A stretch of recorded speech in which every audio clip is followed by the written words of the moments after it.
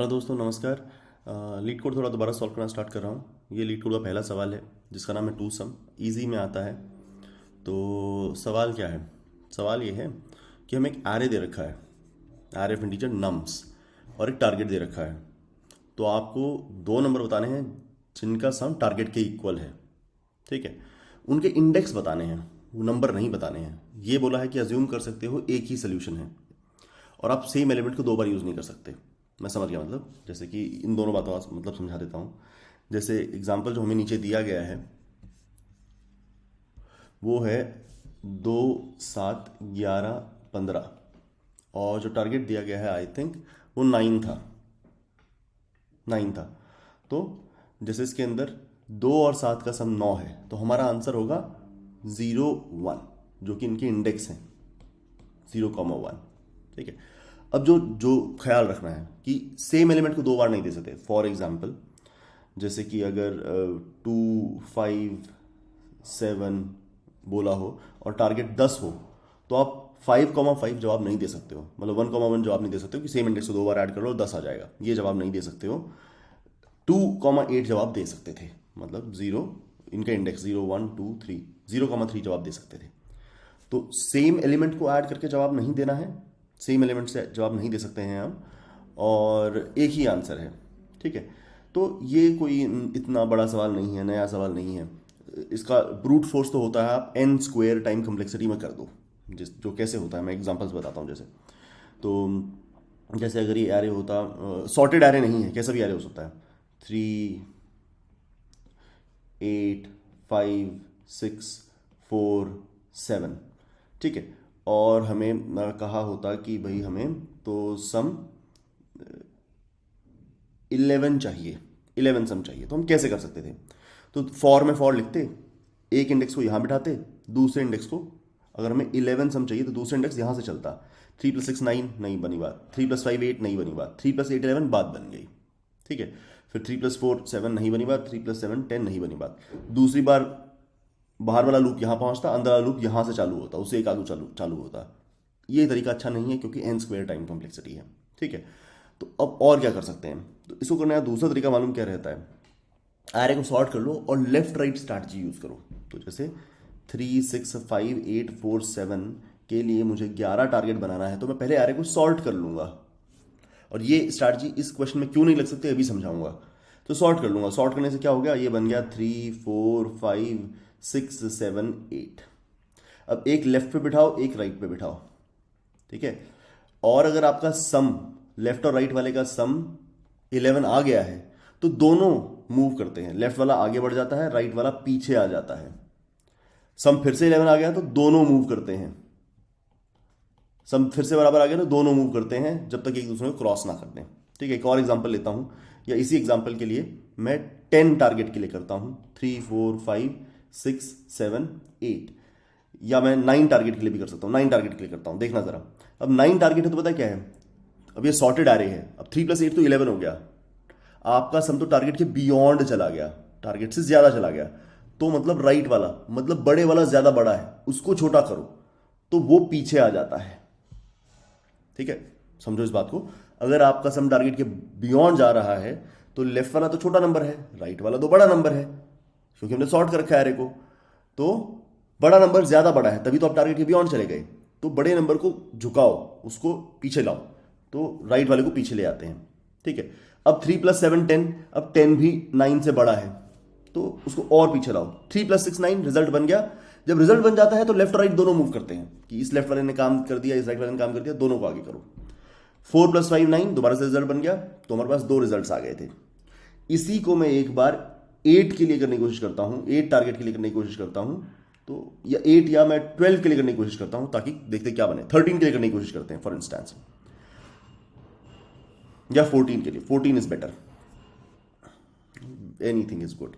तो अब 3 + 8 11, हमारा सम तो टारगेट से कम रह गया।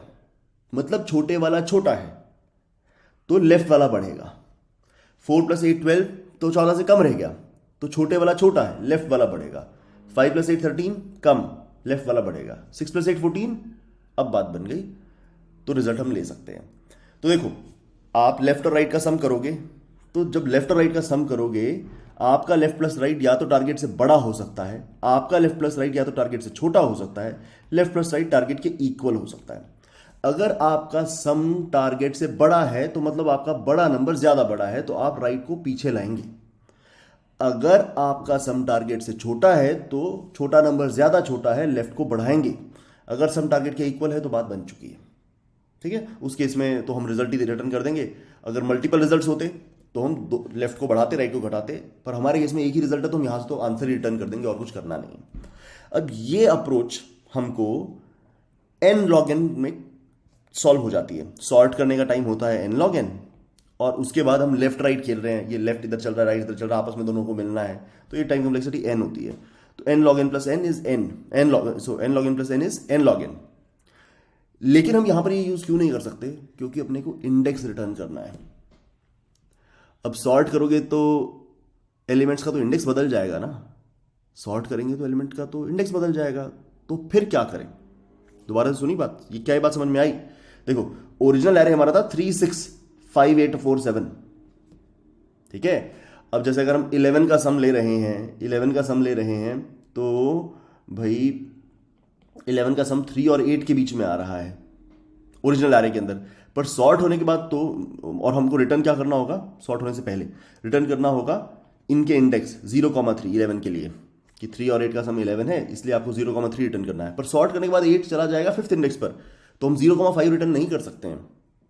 तो देखो क्या करना होगा, फिर समझाता हूँ, बड़ा ध्यान से देखिएगा। 3 कुछ और एरे ले लेता हूँ, थोड़ा रैंडमली थोड़ा सा एरे लेना पड़ेगा। 2 9 5 12 6 4, ठीक है। तो इसके अंदर लेटर से हमको सम बनाना है 15 सम बनाना है, 15 सम बनाना अपने को, ठीक है। तो ये देखिए, हमको किसी तरह से ये करना है कि सॉर्ट होने के बाद हमारे पास इंडेक्स की इंफॉर्मेशन बची रहे। मतलब अभी 2 0th इंडेक्स पे है, 5 1th इंडेक्स पे है, 4 2th इंडेक्स पे है, 9 3 इंडेक्स पे है, 6 4 इंडेक्स पे है, 12 5 इंडेक्स पे है। मैं चाहता हूं सॉर्ट होने के बाद भी ये इंफॉर्मेशन बची रहेगी किस इंडेक्स पे थे।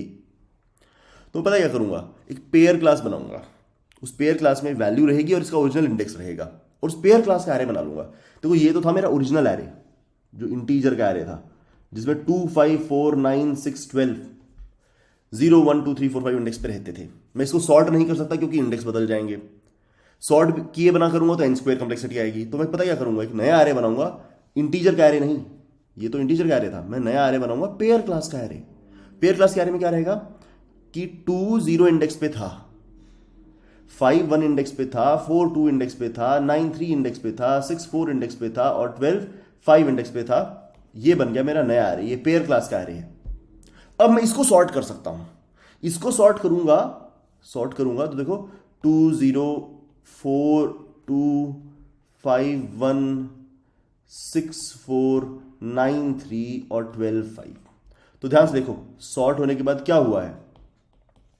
अब 0 इंडेक्स पे तो 2 0 ही है, 1 इंडेक्स पे 2th इंडेक्स वाला आ गया है, 2 इंडेक्स पे 1st इंडेक्स वाला आ गया है, पर मेरे पास ओरिजिनल इंडेक्स की इंफॉर्मेशन प्रिजर्व्ड है। सॉर्टिंग जरूरी थी लेफ्ट राइट स्ट्रैटेजी के लिए, सॉर्टिंग जरूरी थी लेफ्ट राइट स्ट्रैटेजी के लिए, ठीक है, और ओरिजिनल इंडेक्स जरूरी था रिजल्ट के लिए। तो मैंने पेयर क्लास का एरे बना लिया। तो अब इस एरे के ऊपर हम लेफ्ट राइट अपना खेल के देखते हैं, हम किस सम टारगेट के लिए काम कर रहे हैं, 15 टारगेट के लिए काम कर रहे हैं, 15 टारगेट के लिए। तो अब आसान सवाल है, 15 भैया 2 और 12 का सम तो 14 है, छोटा रह गया तो लेफ्ट को बढ़ाओ, 4 और 12 तो 16 है, बड़ा हो गया तो राइट को घटाओ, 9 + 4 13 है, 15 से कम रह गया तो इसको बढ़ाओ, 9 + 5 14 है, जो इससे छोटा है तो इसको बढ़ाओ, लेफ्ट वाले को बढ़ाओ, 9 + 6 15 रिजल्ट आ गया, तो इनके इंडेक्स का एरे बना के दे दो, ठीक है। तो उम्मीद करता हूं ये समझ में आया होगा। लाओ इसको कोड कर डालें। तो सबसे पहला काम है अपना, एक पेयर क्लास बनाई जाएगी, class pair int val int index, pair int val int index. Pair class में दोनों चीज रहेंगी ना, तो वैल्यू को वैल्यू लिया हमने, इंडेक्स। अब देखो 2-3 तरीके हैं इस पेयर क्लास के एरे को सॉर्ट करने के, या तो पेयर क्लास को कंपेरेबल इंप्लीमेंट कर लो, या जब हम सॉर्ट करेंगे वहां पर कंपैरेटर का एक इंस्टेंस पास कर सकते हैं, या एरो फंक्शन यूज कर सकते हैं, ठीक है। तो कंपैरेबल कंपैरेटर पे मैंने पेपकोड में पहले वीडियो बना रखी है, प्रायोरिटी क्यू लेवल 1 के अंदर प्रायोरिटी क्यू के अंदर है, वहाँ पे जाके देख लो। तो मैं कंपैरेबल यूज़ करूँगा, जो सबसे मुझे सीधा तरीका लगता है। एरो फंक्शन भी काफ़ी लोगों को ईजी लगता है, which is also okay, but मैं कंपैरेबल से जा रहा हूँ। मतलब कोई रीज़न नहीं है, तीनों इक्वली है, परफॉर्मेंस भी सेम ही आएगी। Compare to pair other, this dot value equal to value, this dot index equal to index. तो यहाँ पर अब एरे अपना बन चुका है, यहाँ पर काम स्टार्ट होता है। तो मैं पेयर क्लास का एक एरे बना लेता हूँ, पेयर्स। और कितना बड़ा एरे होगा ये, जितना बड़ा नम्स का एरे था उतना बड़ा ही एरे होगा ये, ठीक है।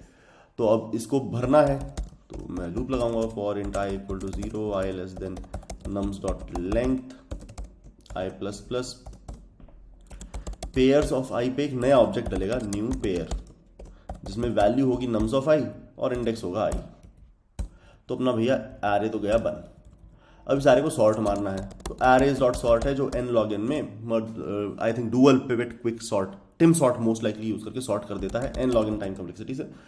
तो अपने को बनाने की जरूरत नहीं है, अपना एरे हो गया सॉर्ट, ठीक है। अब अपने को एक 2 साइज का एरे रिटर्न करना है रिजल्ट के लिए, तो मैं उसको डिक्लेयर कर लेता हूँ 2 साइज का array, result equal to new int 2।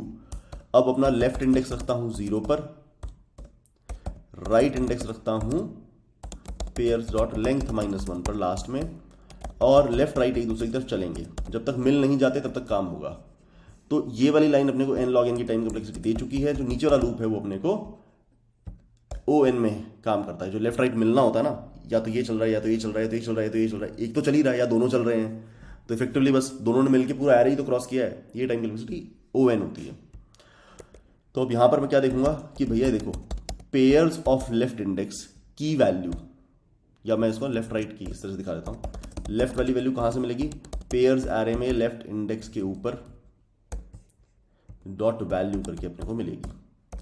Right की वैल्यू कैसे मिलेगी, पेयर्स एरे के अंदर राइट इंडेक्स के ऊपर डॉट वैल्यू करके अपने को मिलेगी। तो लेफ्ट राइट की अपने को वैल्यू मिल गई। अगर लेफ्ट प्लस राइट का सम टारगेट से ज्यादा हुआ, कम हुआ, सम कम होता है तो लेफ्ट चलता है, छोटे वाला ज़रा छोटा रह गया। अगर लेफ्ट प्लस राइट का सम टारगेट से ज़्यादा हुआ तो राइट पीछे चलता है, क्योंकि बड़े वाला ज़्यादा बड़ा था। एल्स आपका रिजल्ट आ ही चुका है। तो इसमें मैं क्या करूँगा भाई, लेफ्ट इंडेक्स को प्लस प्लस, इसमें क्या करूँगा राइट इंडेक्स को माइनस माइनस। इसमें तो रिजल्ट को कलेक्ट करके ब्रेक ही कर देंगे। रिजल्ट को कैसे कलेक्ट करेंगे, रिजल्ट ऑफ 0 में आप लिख लो पेयर्स ऑफ लेफ्ट इंडेक्स का इंडेक्स, इंडेक्स जाएगा रिजल्ट में। रिजल्ट ऑफ 1 में क्या जाएगा, पेयर्स ऑफ जो राइट वाला है उसका इंडेक्स, और ब्रेक कर देंगे, ठीक है। लास्ट में इस रिजल्ट को रिटर्न कर दो, रिटर्न रिजल्ट। तो मैं इसको रन करता हूं, फिर सबमिट करता हूं।